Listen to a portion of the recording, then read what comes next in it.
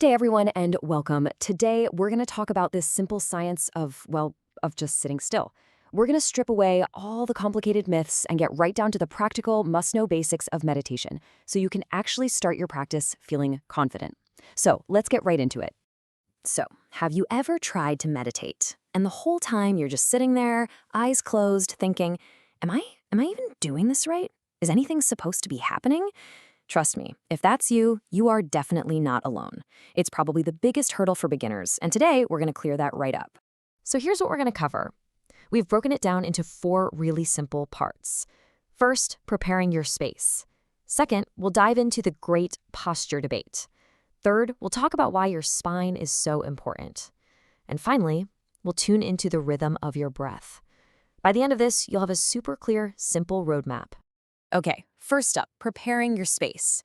Now, this is not about creating some perfect, elaborate, Instagram-worthy shrine. Not at all. It's just about finding a quiet little corner and setting up a simple, personal space where you feel comfortable and focused. It's like a little signal to your brain that, okay, it's time to settle down. And you know what's great about these steps is just how easy they are.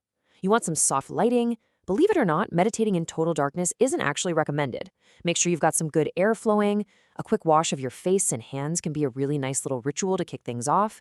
And of course, comfort is everything. Wear loose clothes, and yeah, probably take off your glasses. It's really as simple as that. All right, next up is a topic where so many people get stuck: the great posture debate. You might be picturing someone sitting in a perfect cross-legged pose, but the reality? It's way more flexible than you think. Basically, you've got 2 main options here. Lying down, that's great if you have health issues that make sitting a pain, or, if your goal is actually to meditate yourself to sleep. The big catch, though, you're way more likely to just doze off. Now, sitting in a chair is usually better because it helps keep your spine upright, and that helps you stay conscious and alert. The only trade-off is that it takes a little bit of conscious effort to stay straight. And hey, if you ever feel like sitting in a chair is somehow cheating, get this. Ancient Egyptians were doing chair meditation 4,000 years ago. So yeah, it's a completely valid, time-tested method. No shame in the chair game. Now, for those of you who are already comfortable with yoga, sure, postures like Padmasana or Vajrasana are definitely an option. But here's the most important part. These are not requirements.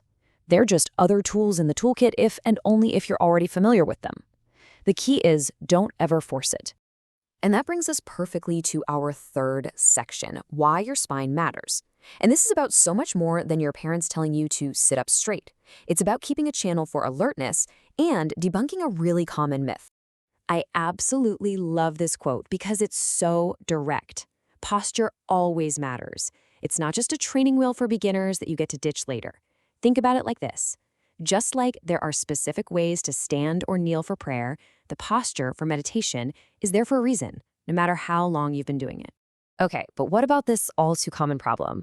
You start your session sitting straight as an arrow, and 10 minutes later, you realize you're completely hunched over. It happens to literally everyone. So what do you do?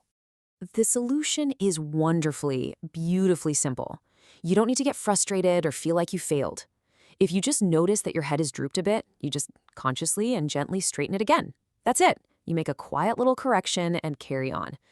And finally, we arrive at the engine of the entire practice, the rhythm of your breath.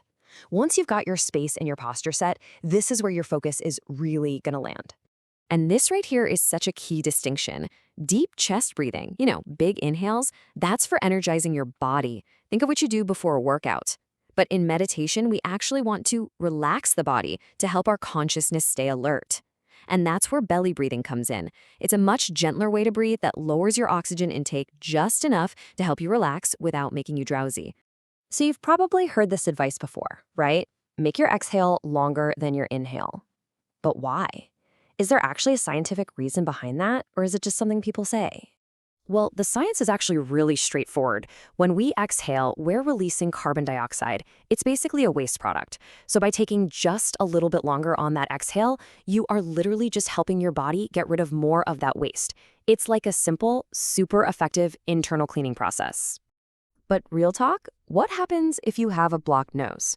For minor stuff, some gentle breathing exercises can help, or even just gargling with warm water. But if it's a problem that just won't go away, don't try to just power through it. it's really worth checking with a doctor because it could be something like sinusitis or a polyp that needs to be addressed. So, when you boil it all down, the real takeaway is this: meditation is all about finding what works for you. It's about conscious comfort, not about following some rigid, uncomfortable rules. And that leaves us with a final thought to kickstart your journey. Where do you think you'll begin? With the stability of a chair or the grounding feeling of the floor? There is no wrong answer.